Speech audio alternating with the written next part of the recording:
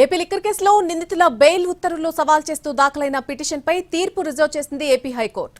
ఇటీవల ధనంజయ రెడ్డి, కృష్ణమోహన్ రెడ్డి, బాలాజీ గోవిందప్ప, పైలా దిలీప్లకు బెయిల్ మంజూరు చేసింది ఏసీబీ కోర్టు.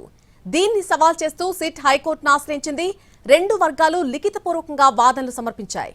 ఇక ఇదే కేసులో A7 గా ఉన్న ముప్పిరెడ్డి అవినాష్ మధ్యంతర ముందస్తు బెయిల్ పైన వాదనలు ముగిశాయి. ఇరువురి వాదనలు విన్న ఏపీ హైకోర్టు తీర్పు రిజర్వ్ చేసింది.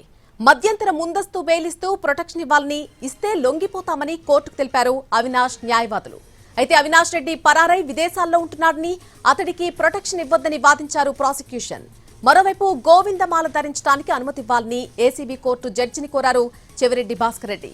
తాను ప్రతి ఏడాది మాల ధరిస్తానని వివరించారు.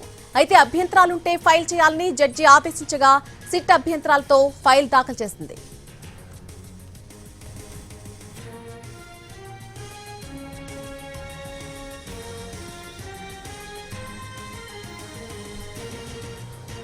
ఏపీ లిక్కర్ కేసులో నిందితుల బెయిల్ ఉత్తర్వులు సవాల్ చేస్తూ దాఖలైన పిటిషన్పై తీర్పు రిజర్వ్ చేసింది ఏపీ హైకోర్టు. ఇది అంశానికి సంబంధించి పూర్తి అప్డేట్ మా ప్రతినిధి శ్రీకాంత్ అందిస్తారు. శ్రీకాంత్,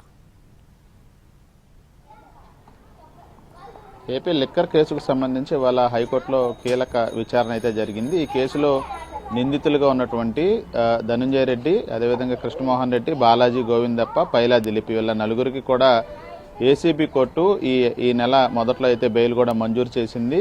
ఇందులో ముగ్గురికి డిఫాల్ట్ బెయిల్ మంజూరు చేయగా పైలా దిలీప్కి రెగ్యులర్ బెయిల్ కూడా మంజూరు చేసింది. అయితే వీళ్ళ బెయిల్ ఉత్తర్వులు, ఏసీబీ కోర్టు ఇచ్చిన ఉత్తర్వులను సవాల్ చేస్తూ సిట్ అయితే హైకోర్టులో పిటిషన్ దాఖలు చేసింది. దానికి సంబంధించి గత విచారణలు అంటే 2 రోజుల క్రితం జరిగిన విచారణలో మొత్తం ఇరు వర్గాల వాదనలు ముగిశాయి. ఇవాళ ఇరు వర్గాల నుంచి కూడా లిఖితపూర్వక వాదనలు కూడా కోర్టుకైతే ఇరు వర్గాలు సమర్పించడంతో తీర్పుని రిజర్వ్ చేస్తూ న్యాయస్థానం ఆదేశాలు ఇచ్చింది. ప్రధానంగా డిఫాల్ట్ బెయిల్ ఇవ్వడానికి నిందితులకి ఆ చట్టవిరుద్ధమైన చర్య ఏసీబీ న్యాయస్థానం అటు ఛార్జ్షీట్ ని పరిగణలోకి తీసుకోకుండా ఇది ఇవ్వటం చట్టవిరుద్ధమని ప్రభుత్వం తరపున న్యాయవాదులు వాదనలు వినిపించారు. ఖచ్చితంగా ఛార్జ్షీట్ అసంపూర్తిగా ఉన్న నేపథ్యంలో ఖచ్చితంగా డిఫాల్ట్ బెయిల్ ఇవ్వచ్చు అనేది అటు నిందితుల తరపున వాదనలు కూడా చెప్పడంతో వాదనలు ముగిసాయి. తీర్పు రిజర్వ్ చేశారు. ఇక ఇదే కేసులో A7 గా ఉన్నటువంటి ముప్పిడి అవినాష్ రెడ్డి ముందస్తు బెయిల్ పిటిషన్ దాఖలు చేశారు. దాని మీద ఇవాళ విచారణ జరిగింది. ఆయన ముందస్తు బెయిల్ పిటిషన్తో పాటు మధ్యంతర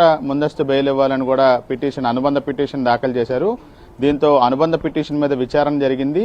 ఆయనకి ప్రొటెక్షన్ ఇస్తే కనుక మధ్యంతర ముందస్తు బెయిల్ వచ్చి లొంగిపోతారని కూడా అవినాష్ రెడ్డి తరపున న్యాయవాదులు కోర్టులో వాదనలు వినిపించారు. అయితే కేసు నమోదైన అవటానికి ముందే అవినాష్ రెడ్డి విదేశాలకు వెళ్లి పరారయ్యారు. ఇంతవరకు స్వదేశానికి రాలేదు. అతనికి ప్రొటెక్షన్ ఇవ్వొద్దని సిట్ తరపున సిద్ధార్థ్ లోద్రా కూడా వాదనలు వినిపించిన నేపథ్యంలో తీర్పుని రిజర్వ్ చేశారు. ఇవాళ కాసేపట్లో దీనికి సంబంధించి అవినాష్ రెడ్డి ప్రొటెక్షన్ కి సంబంధించి బెయిల్ ఆదేశాలు అయితే హైకోర్టు ఇవ్వబోతోంది.